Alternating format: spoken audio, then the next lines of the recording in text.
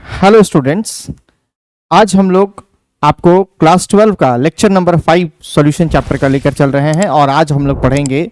आपके स्क्रीन पर आपको दिख रहा है हेनरीज लॉ और रॉल्स लॉ। रॉल्स लॉ को जानने के लिए हम वेपर प्रेशर का कॉन्सेप्ट जानते हैं, पर पहले हम लोगों ने प्रीवियस वीडियो में पढ़ाया था आपको हेनरी लॉ होता क्या है। हम आपको वहां से पहले ले चलते हैं। तो याद करिए, हेनरी लॉ के बारे में कहा गया था कि किसी भी गैस की सॉलिबिलिटी डिपेंड करती है उसके पार्शियल प्रेशर पर।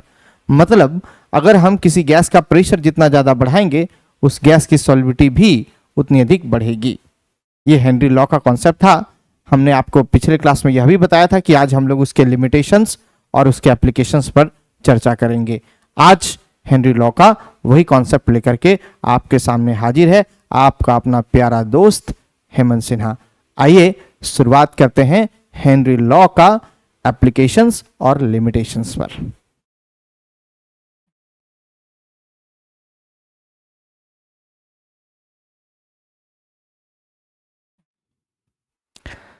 देख सकते हो बच्चों, हेनरी लॉ कुछ चीजों के लिए ही वैलिड होता है, कुछ कंडीशंस के लिए ही वैलिड होता है।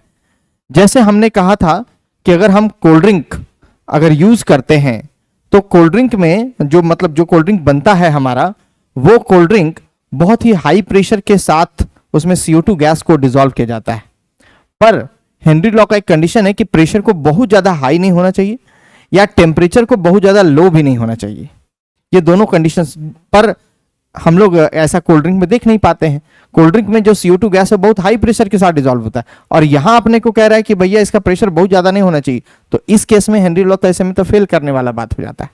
तो ये इसकी गलतियां हैं, खामियां हैं कि pressure of the gas is not too high. आप देख सकते हैं किसी गैस का प्रेशर जो है वो बहुत ज्यादा हाई नहीं होना चाहिए, बहुत ज्यादा हाई नहीं होना चाहिए। टेम्परेचर को बहुत कम नहीं होना चाहिए। गैस जो है उसको किसी भी केमिकल रिएक्शन में नहीं जाना चाहिए सॉल्वेंट के साथ, किसी अदर सॉल्वेंट के साथ। Gas will be act as solute, और जो कोई भी सॉल्वेंट होगा उसके साथ उसको एसोसिएट या डिसोसिएट नहीं करना है। न तो एसोसिएशन में आना चाहिए और न ही उसको डिसोसिएशन में जाना चाहिए। These are the limitations of Henry's law. Clear है बच्चों? बढ़ते हैं हम लोग नेक्स्ट स्लाइड पर और हम इसमें पढ़ रहे हैं एप्लीकेशंस, इसका यूजेस। हमने कहा था आपको कि हम लोग सबसे ज्यादा, अभी गर्मी का दिन है और हम लोग कोल्ड ड्रिंक्स का खूब इस्तेमाल करते हैं, जिसको एरेटेड ड्रिंक्स या सॉफ्ट ड्रिंक्स के नाम से भी हम जानते हैं। हमारा पहला एप्लीकेशन उसी पर है। देख सकते हो बड़ा अच्छा डायग्राम हमारे इंजीनियर साहब बनाए हैं। थैंक यू सर, इतना अच्छा बनाने के लिए। ये बच्चों को समझाने के लिए बहुत अच्छा है। तो सॉफ्ट ड्रिंक्स जो है सोडा वाटर है और अदर कार्बोनेटेड बेवरेजेस जो भी होंगे ये सब कंटेन करते हैं dissolved carbon dioxide CO2, right? In the preparation of these beverages CO2 is passed at high pressure to increase the solubility. ठीक है बच्चों, तो जो प्रेशर का कॉन्सेप्ट है ये हेनरी लॉ का देन था, इसीलिए ये सॉफ्ट ड्रिंक्स का बनना इसका एप्लीकेशन में आता है। क्लियर है? आइए बढ़ते हैं नेक्स्ट पेज पर।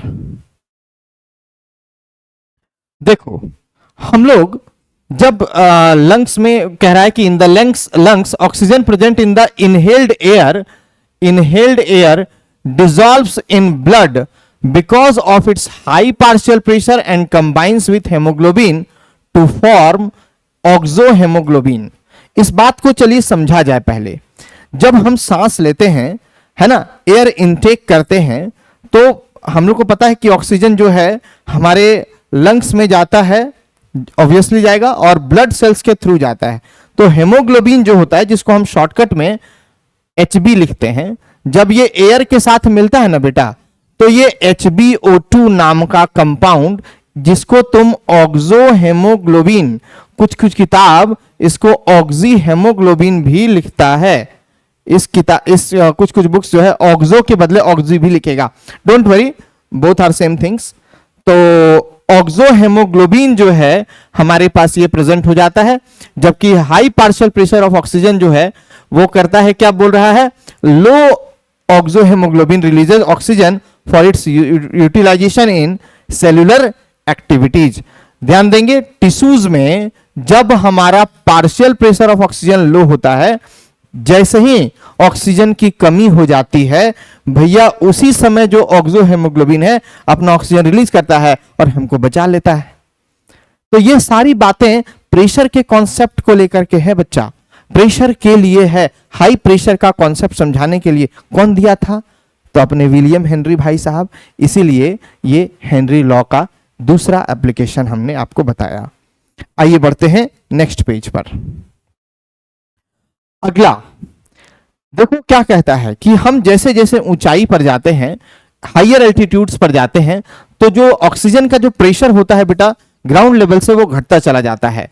और ऐसे केस में हमारे ब्लड में जो ऑक्सीजन का कंसंट्रेशन है या टिश्यूज में वो कम हो जाता है, और ऊंचाई पर रहने वाले लोगों को, उनको सांस लेने में, या रहने वाले छोड़ो, मतलब ऊंचाई पर जो चढ़े हैं उनको सांस लेने में थोड़ी दिक्कत आ सकती है। ऐसा तब क्या होगा? तब the low content of blood oxygen causes climbers to become weak and reduces their thinking ability, which are symptoms of condition called as anoxia. बेटा ये क्वेश्चन बोर्ड एग्जाम में आया था। एनॉक्सिया क्या होता है? बड़ी इंपॉर्टेंट बात है ये एनॉक्सिया। ठीक है, ये क्वेश्चन आता है 100% आता है। क्या लिखा है हमने? The low content of blood oxygen causes climbers to become weak and reduces their thinking ability, which is the symptoms of condition called as anoxia. ये सिंपल कॉन्सेप्ट आपको याद रखना पड़ेगा कि एनॉक्सिया क्या होता है। इसको भूलिएगा नहीं, इसका क्वेश्चन जरूर जरूर मिलेगा। अभी आपको अगर हमने कह दिया कि बेटा तुम जो है 12-15 तल्ले पर सीधा जाओ, ऊपर चढ़ जाओ और छत के किनारे से झांको, क्या आपको डर लगेगा? अगर आपका उत्तर ना है तो आप गलत हैं। अभी आप एकदम सेफ जोन में हैं, आपको कुछ नहीं लग रहा है, आप आराम से बैठे हुए हैं अपने घर पर, मस्त आराम से सर का वीडियो देख रहे हैं। पर अगर हम उतना दूर छोड़ो, 3-4 तल्ले के छत पर भी जब चढ़ जाएं और किनारे वाले पोर्शन में जाकर के अगर झांकेंगे, तो हमको थोड़ा बहुत वो थिंकिंग कैपेबिलिटी रिड्यूस होने वाला जो एबिलिटी है वो हमारे अंदर आ जाता है। आना ही है, तभी आप ह्यूमन बीइंग में गिने जाएंगे। अरे सर ऐसा है? हाँ भाई ऐसा है, सच में ऐसा है। आप इसी का, ये हमारे लिए एनॉक्सिया कोई बीमारी नहीं है, it is not a type of disease. Okay, ये बस थिंकिंग कैपेबिलिटी जो रिड्यूस हो जाती है, इस फेनोमेना को ही हम एनॉक्सिया का नाम देते हैं। ठीक है, तो ये सारी बातें जो है प्रेशर के टर्म को रिलेट करते हुए था। तो ये हमारा तीसरा एप्लीकेशन भी हुआ। आइए फोर्थ एप्लीकेशन पर। आपने सुना होगा, ये भाई साहब को देख रहे हो आप, ये स्कूबा डाइवर है ना, ये स्कूबा डाइवर है जिसको हम डीप सी डाइवर्स भी कहते हैं, समुद्री गोताखोर हिंदी में बोलते हैं। अपने साथ ब्रीदिंग किट कंटेन करता है, पीठ में सिलेंडर टांग करके चलता है। क्या आप जानते हैं उस सिलेंडर में क्या मौजूद होता है? ऑक्सीजन नहीं बच्चे, सिर्फ ऑक्सीजन नहीं होता, उसके अलावा उसमें हीलियम और नाइट्रोजन जैसे गैस भी भरे जाते हैं। 11.7% हीलियम और 56.1% नाइट्रोजन गैस है, और 32% जो है, बाकी जो रेस्ट अमाउंट बचेगा वो 32% अप्रॉक्स जो बचता है वो ऑक्सीजन है। बच्चे सिलेंडर में जो नाइट्रोजन भरा जाता है, उस नाइट्रोजन की वजह से जब हम पानी में जाते हैं सिलेंडर लेकर के, तो नाइट्रोजन हमारे ब्लड सेल्स के अंदर एंटर कर जाता है। ठीक है, जब तक हम पानी में रहते हैं वो नाइट्रोजन हमारे ब्लड सेल्स में मौजूद रहता है, लेकिन जैसे ही हम अपना सरफेस पर ऊपर आते हैं, मतलब उस पानी का सरफेस को छोड़ करके हम अपने लैंड पर जब पहुंचेंगे, तो वहां पर आने के बाद वो नाइट्रोजन का जो शेल्स था, मतलब नाइट्रोजन के जो पार्टिकल्स थे, वो हमारे ब्लड सेल्स को छोड़ना चाहते हैं, और इस वजह से जल्दी छोड़ने का प्रयास जब नाइट्रोजन का वो पार्टिकल्स कर रहा होता है, हमारे ब्लड सेल को छोड़ने का प्रयास कर रहा था, तो हमको जो है बहुत तेज दर्द होता है, जिसको हम अपनी भाषा में बेंट्स बोलते हैं। ये सारी बातें इसलिए हुई क्योंकि नाइट्रोजन जो है वो नाइट्रोजन गैस जो है वो डिकम्प्रेशन की वजह से हमारे ब्लड सेल्स में इंटर कर जाता है, and that decompression is due to its partial pressure. तो बेटा ये चौथा एप्लीकेशन भी तुम्हारा समाप्त हो गया। इसमें इस बात का खास ध्यान रखना, 11.7% helium, 56.2% nitrogen gas and 32.1% 1% oxygen gas, यही हमारा ऑक्सीजन के सिलेंडर में मौजूद होता है, राइट। और हमने बताया आपको कौन हमारे ब्लड सेल्स में इंटर कर जाता है, नाइट्रोजन, डिकम्प्रेशन की वजह से। जैसे ही हम पानी का सरफेस छोड़ के बाहर आते हैं, वो नाइट्रोजन भी बाहर आना चाहता है, उस ब्लड सेल को जल्दी जल्दी छोड़ने का प्रयास करता है, इस वजह से हम लोग को पीठ में दर्द होने लगता है, राइट। तो ये डिकम्प्रेशन का जो कंप्रेस्ड एयर है ना, उसी को जो पेनफुल इफेक्ट यहाँ पर हम लोग क्रिएट होता है, जिसको हम लोग क्या नाम देते हैं, बेंड्स देते हैं। ये बेंड्स ड्यू टू डिकम्प्रेशन है, राइट। चलिए, ये तो थी बातें limitations and applications of Henry's law पर। अब हेनरी लॉ का एक छोटा सा प्यारा सा आपका अपना छोटा सा बच्चा सा न्यूमेरिकल आता है। हाँ, ये रहा आपका न्यूमेरिकल, सब कोई को दिख रहा है, एनसीईआरटी का क्वेश्चन है बच्चा। ये कहता है कि H2S एक टॉक्सिक गैस है with rotten egg like smell. अपने को क्या सूंघना थोड़ी ना है, क्वेश्चन में बोला है तो बोला है। Is used for the qualitative analysis if the solubility of H2S in water at STP is 0.195 मोल पर kg, calculate the Henry law constant। बेटा तुमको KH की वैल्यू कैलकुलेट करनी है, तो इसको हम लोग कैसे सॉल्व करेंगे? देखो, हम लोग हेनरी लॉ के अनुसार पढ़े थे P डायरेक्टली प्रोपोर्शनल टू क्या, काई। मतलब हम इसको लिख सकते हैं P बराबर KH इंटू काई।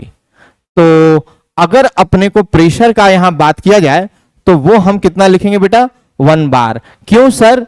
क्योंकि यहां पर अपने को कंडीशन दिया हुआ है स्टैंडर्ड टेम्परेचर एंड प्रेशर, उसके हिसाब से हम 1 atm या 1 बार, तो जनरली यहां 1 बार यूज करेंगे। अब जो सॉल्युबिलिटी की वैल्यू है, किसकी वैल्यू है? सॉल्युबिलिटी की वैल्यू है, जिसको हम यहां पर फिलहाल मोललिटी के टर्म में लिख रहे हैं, वो है 0.195 मोल पर केजी। 0.195 मोल पर केजी। तो बेटा ये जो है ना, वो number of moles of solute को भी दर्शाता है। मतलब हमारा number of mole of solute जो है 0.195 मोल है 1 केजी में। तो मास ऑफ सॉल्वेंट जो WA है वो तुम्हारा अब 1 केजी में चाहिए था, मतलब कितना ग्राम हो गया बेटा, 1000 ग्राम हो गया। तो number of moles of solvent अगर निकालना होगा तो 1000 बटा 18 करना पड़ेगा, means how much, it will be 55.5। अब हम काई बी निकाल लेंगे। क्या निकाल लेंगे? Chi B. क्या formula? NB by Na plus NB। NB का वैल्यू है 0.195 बाय, इधर होगा 55.5 प्लस 0.195। इसको सॉल्व करना, जितना आएगा वो तुम्हारा काई बी का वैल्यू होगा। अब जैसे ही तुम्हारा काई बी पुट हो जाएगा, प्रेशर तुमको कितना दिया हुआ है, 1 बार दिया हुआ है। मान लो बेटा ये x आया, सपोज करो। अब तुमको पता था हमको KH निकालना है, तो KH बराबर फॉर्मूला P बाई काई लिख सकते हैं, हाँ कि ना? बिल्कुल लिख पाएंगे। अब बताओ बेटा यहाँ प्रेशर कितना था, 1 बार, और ये काई बी जो है वो x आ रहा है, तो जितना भी आएगा उतना इसका किलो बार या टॉर उसका आंसर कर देना। समझ में आया? कोई दिक्कत, कोई परेशानी नहीं होनी चाहिए। बताइएगा कमेंट करके क्या आंसर आ रहा है आपका, प्लीज। किलो बार में भी आप लिख सकते हैं, बार में भी आंसर आप लिख सकते हैं, दोनों ही सही आंसर होंगे आपके लिए, ठीक है? क्योंकि आपको पता है KH का यूनिट होता है किलो बार, बार या फिर टॉर, आप सब लिख सकते हो। प्रेशर का यूनिट के टर्म में ही KH का यूनिट लिखा जाता है, राइट? समझ में आया? पक्का? कॉपी करो, फिर आगे बढ़ते हैं।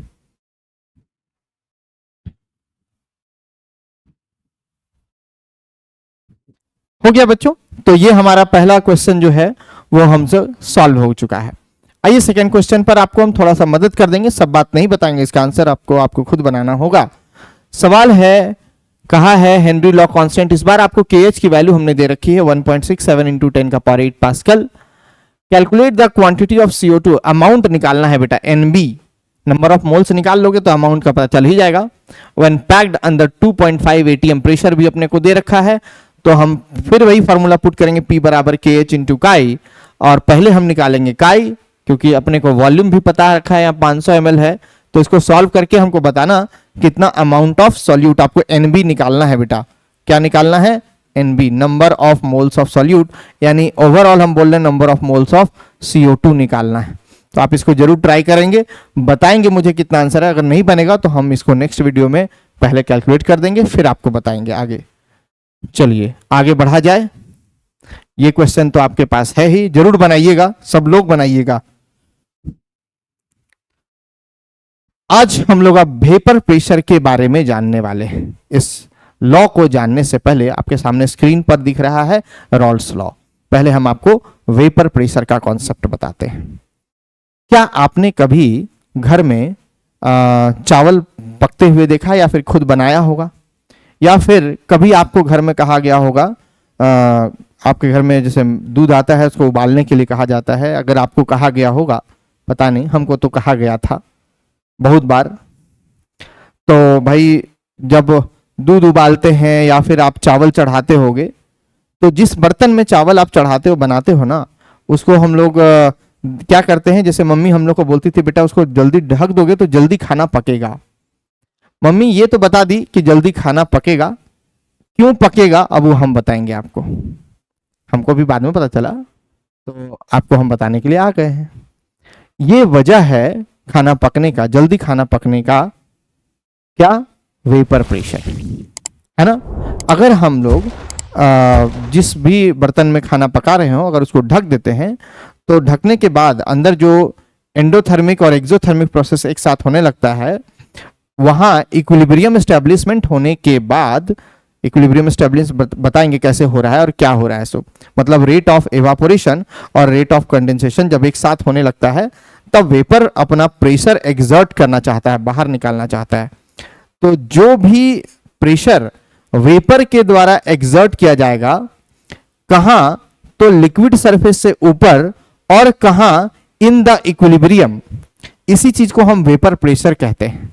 दोबारा बोलते हैं, the pressure exerted by the vapour, ध्यान से सुनेंगे, the pressure exerted by the vapour above the liquid surface in the equilibrium at a given temperature is known as vapor pressure. अब इस वेपर प्रेशर का कॉन्सेप्ट समझाने के लिए एक फ्रेंच केमिस्ट आया जिसका पूरा नाम था फ्रैंकोइस मेरीरोल्ट।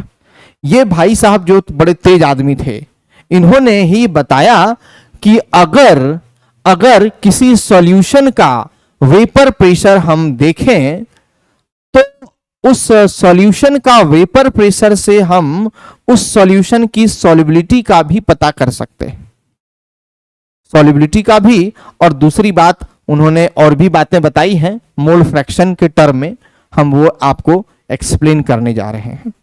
तो रॉल्स लॉ दो अलग अलग चीजों के लिए हमारे पास आया। पहला है Rawls law for solution of solid in liquid. ठीक है, अब इस पर ध्यान दो। कहा गया कि पहला हम लोग देख रहे हैं किसी सॉलिड इन लिक्विड के लिए रॉल्स लॉ कैसे लिखा गया। तो पहला बात है किसी सॉल्यूशन का वेपर प्रेशर जो अपने पास कंटेन करता है कैसा, नॉन वोलेटाइल सॉल्यूट। कौन है ये नॉन वोलेटाइल? वोलेटाइल मतलब होता है जो मतलब वेपराइज होके उड़ जाता है, उसको वोलेटाइल नेचर बोलते हैं। और नॉन वोलेटाइल मतलब जो नहीं उड़ेगा। अब यहां पर जो टर्म है ना वोलेटाइल नॉन वोलेटाइल, इसको हम लेसर अमाउंट और लार्जर अमाउंट के टर्म में थोड़ा समझेंगे तो ज्यादा क्लियर होगा। अभी मान लो हमने तुमको कहा जाओ हमारे लिए एक गिलास शरबत बना करके ले आओ। दो बच्चों को हमने कहा, एक बच्चा बहुत बोला कि ठीक है सर एकदम मस्त शरबत बना कर ले आते हैं आपके लिए। उसने क्या किया, एक गिलास पानी लिया और उसमें जितना मैक्सिमम अमाउंट चीनी उसमें घुल सकता था उसने घुला दिया और हमारे लिए लेकर आ गया। दूसरा बच्चा निकला बड़ा कंजूस, उसने क्या किया, एक गिलास उसी टाइप के एक गिलास पानी में चीनी का सिर्फ 3-4 दाना डाल दिया और ले आया मेरे पास। बोला सर आपको तो सॉल्यूशन पीने से मतलब था, हम तो ले आए। तो अब एक बात समझो बेटा, अब हम क्या करेंगे? बोले ठीक है बेटा तुम शिष्य हो, हम तो गुरु हैं। हम क्या करेंगे, दोनों सॉल्यूशन को, अब दोनों शरबत को मतलब हम हीट करना शुरू करेंगे। अगर हम लोग दोनों शरबत को हीट करना शुरू करेंगे तो मुझे बताइए आपका क्या उत्तर होगा। सुनिएगा ध्यान से। अगर हमने कहा कि जिसमें चीनी मैक्सिमम अमाउंट में घुला हुआ था उसको भी हमने हीट किया है, और जिसमें 3-4 दाना चीनी डाले थे हमने उसको भी हीट किया है, दोनों में सेम अमाउंट ऑफ सॉल्यूशन बना हुआ है, सेम अमाउंट ऑफ सॉल्यूशन हमारा रखा हुआ है, एक साथ हमने दोनों को हीट करना शुरू किया। तो पहला वाला सॉल्यूशन जिसमें चीनी मैक्सिमम अमाउंट में अवेलेबल था, उसमें अगर हम हीट कर रहे हैं तो जो वेपर प्रेशर क्रिएट होगा वहां दोनों की वजह से क्रिएट होगा, चीनी की वजह से भी और पानी की वजह से भी। पर दूसरे वाले केस में चीनी के अमाउंट बहुत कम है, इतना कम है कि वहां वेपर प्रेशर वो क्रिएट नहीं कर पाएगा, और सिर्फ किसकी वजह से, पानी की वजह से वेपर प्रेशर क्रिएट होगा। तो बेटा जहां पर लेसर अमाउंट ऑफ सॉल्यूट होगा ना, वहां हम वर्ड यूज करते हैं सॉल्यूशन वाले चैप्टर में नॉन वोलाटाइल। अब बात समझ में आ गया कि नॉन वोलाटाइल सॉल्यूट का कॉन्सेप्ट क्या है, कि बहुत कम अमाउंट ऑफ सॉल्यूट आपको अगर गिवन हो। तो हमने कहा कि the vapour pressure of solution containing non volatile solute is directly proportional to the किसके, mole fraction of the solvent. अगर हम इसको समझना चाहें कि मान लो हमारे पास सॉल्वेंट है, सॉल्वेंट को हम ए मानते हैं, वेपर प्रेशर को पी माना, it is directly proportional to chi A लिखा, तो P A is equal to P not A chi A. P A is equal to P not A chi A हमने लिखा, जहां P not a है ना, इसको हम कहेंगे, क्या कहेंगे, vapour pressure of pure components. Vapour pressure of कैसा कंपोनेंट बच्चा, प्योर कंपोनेंट्स, मतलब वही जहां सिर्फ पानी की वजह से वेपर प्रेशर बन रहा था, इसलिए हम लोग वर्ड यूज कर रहे हैं यहां पर पी नॉट ए। तो ये हमारा कॉन्सेप्ट होगा Rawls law for solution of solid in liquid के लिए। इसको कॉपी करो, फिर आगे बढ़ते हैं।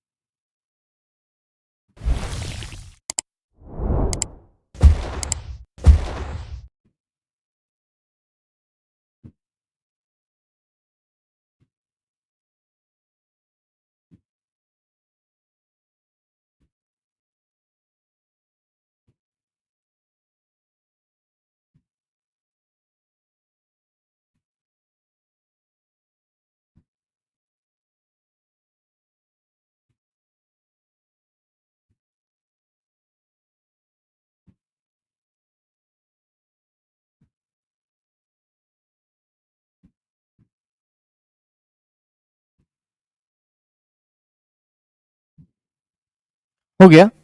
तो ये पी नॉट ए जो हमारा vapour pressure of pure component को समझाता है। चलिए बढ़ते हैं अब आगे। अब यहां पर हमने देखो एक चीज आपको और समझाना है, यहां पर एक बात और समझ लीजिएगा। क्या सर, कि हमारा अगर पार्शियल प्रेशर और मोल फ्रैक्शन के बीच में ग्राफ प्लॉट होगा ना, किसके किसके बीच, पार्शियल प्रेशर और मोल फ्रैक्शन के बीच में अगर ग्राफ प्लॉट होगा, तो बेटा ये वाला पॉइंट हमारा पी नॉट ए का होगा, राइट। ये वाला जो पॉइंट है, ये वाला पॉइंट, तो एक स्ट्रेट लाइन कवर करेगा, क्योंकि partial pressure directly proportional to किसके होता है, मोल फ्रैक्शन के होता है। ये एकदम आपको क्लियर बात है। यही हम थोड़ा सा relative lowering of vapour pressure को भी समझा सकते हैं। किसको sir, relative lowering of vapour pressure का कॉन्सेप्ट। तो थोड़ी सी बात आप यहां पर देख सकते हो, रिलेटिव, आगे चल के हम लोग, ये कॉलिगेटिव प्रॉपर्टी है एक्चुअली में, तो इसके बारे में हमको आगे पढ़ना ही है, तो हम लोग थोड़ा सा शॉर्टली इसको, ये बात को यहां समझ लेंगे क्या कहना चाहता है ये। तो relative lowering of vapour pressure के अनुसार देखो, सबसे पहले हम लोग क्या जानते हैं, मोल फ्रैक्शन जो होता है chi A plus chi B equal to 1 होता है बेटा। तो काई ए बराबर हम क्या पुट कर सकते हैं, 1 माइनस काई बी पुट कर सकते हैं। काई ए बराबर क्या लिख सकते हैं, 1 माइनस काई बी लिख सकते हैं। अब बताओ, अगर हम लोग कह रहे थे कि पी ए जो है दैट इज इक्वल टू बेटा P not A into chi ए है, तो इस काई ए के जगह पर हम ये टर्म पुट करेंगे, तो यानी पी नॉट ए और 1 माइनस क्या रहा, काई बी रहा। पी नॉट ए इंटू 1 क्या रहा, P not A minus P not A into क्या रहा, काई बी रहा। P A minus P not A बराबर minus of P not A into chi B रहा। अब सर हम ये माइनस हटाना चाहेंगे ना, तो क्या लिख दोगे बताओ, P not A minus P A that is equal to क्या बेटा, P not A into chi B. ये जो टर्म है P not A minus P A, इसको हम कहेंगे लोअरिंग ऑफ वेपर प्रेशर। क्या कहेंगे बेटा इसको? Lowering of vapour pressure. और P not A minus P A by P not A, जिसको हम कहेंगे relative lowering of vapour pressure, जो कि मोल फ्रैक्शन ऑफ सॉल्यूट के बराबर होता है। मोल फ्रैक्शन ऑफ सॉल्यूट के बराबर होता है। तो ये टर्म हुआ आपका रॉल्स लॉ में relative lowering of vapour pressure का काम। हमको ये भी बात समझ में आ गया बहुत अच्छे ढंग से। बढ़ते हैं नेक्स्ट स्लाइड की तरफ। दूसरा हम लोग को रॉल्स लॉ जो पढ़ना है, उसमें अपने को बताया कि अगर दो वोलेटाइल लिक्विड अवेलेबल हो गए, मतलब हम वही वोलेटाइल लिक्विड कह लो, दो वोलेटाइल लिक्विड है या फिर कोई दो ऐसे कंपोनेंट जिसमें दोनों की वजह से वेपर प्रेशर बने। अभी हम आपको दो एग्जांपल बताए थे कि एक बच्चे का शरबत ऐसा था कि जिसमें चीनी प्रॉपर अमाउंट में पूरा घुला हुआ था, एक बच्चे का चीनी ऐसा था जिसमें चीनी 3-4 दाना ही डाला हुआ था। तो 3-4 दाने वाले का काम हमने कर दिया था, जिसको हमने कहा था नॉन वोलेटाइल सॉल्यूट। अब ऐसा वाला लेना है जिसमें सॉल्यूट भी मेरा वोलेटाइल है और सॉल्वेंट भी वोलेटाइल है, अर्थात जब दोनों की वजह से वेपर प्रेशर क्रिएट होगा। तब हमको कहा गया कि फॉर अ सॉल्यूशन ऑफ 2 और more miscible volatile liquids the partial vapour pressure of each component, the partial vapour pressure of each component मतलब ए और बी दोनों का partial vapour pressure of the solution at a given temperature is क्या? Directly proportional to its mole fraction. मेरे कहने का मतलब है, ध्यान देंगे, P A directly proportional to क्या है बेटा? काई ए। तो पी ए बराबर क्या लिख सकेंगे? P not A into chi A. और P B directly proportional to क्या है? Chi B. तो P B is equal to क्या लिख पाएंगे? P not B chi B. ये हमारा फाइनल एक्सप्रेशन आएगा दो अलग अलग वोलेटाइल कंपोनेंट्स के लिए, राइट? यहीं पर आपको यह भी समझा दिया जाएगा कि पी नॉट ए का मतलब क्या हुआ? Vapour pressure of pure solvent कहेंगे बेटा। और पी नॉट बी जो है, इसका मतलब हम क्या कहेंगे? Vapour pressure of pure solute कहेंगे बेटा। तो ये हमारा कॉन्सेप्ट हमको पूरा पूरा क्लियर हो गया है। होप सो कि आपको रॉल्स लॉ और हेनरीज लॉ दोनों बहुत अच्छे ढंग से समझाएं। अब आगे हम लोग जब बढ़ेंगे, अगले वीडियो में आपके लिए हम लेकर आएंगे रॉल्स लॉ के अलग अलग टाइप के न्यूमेरिकल्स, और फिर हम शुरुआत करेंगे एजियोट्रॉपिक टेम्परेचर। तो ये सब आपका अगला टॉपिक में रहेगा। तब तक के लिए थैंक यू, बाय बाय, जय हिंद, जय भारत।